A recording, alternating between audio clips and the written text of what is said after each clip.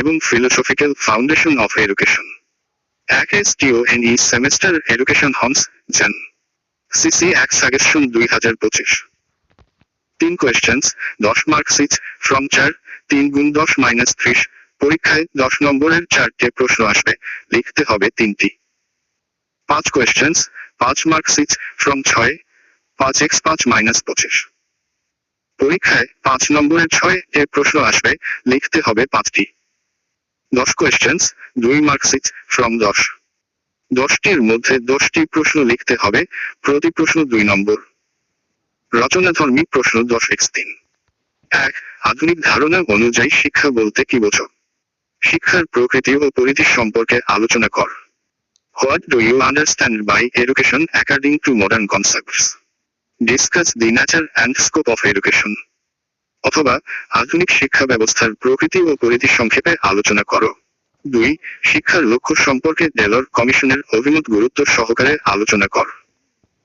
Discuss the opinion of the Delors Commission on the aims of education with importance.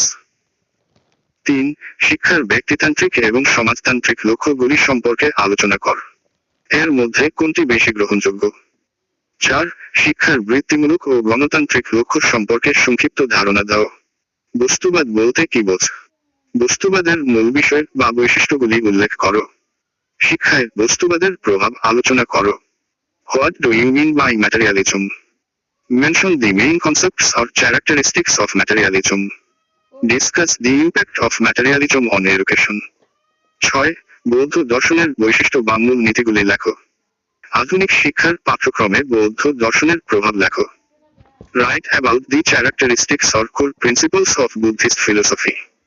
Discuss the influence of Buddhist philosophy on the modern educational curriculum.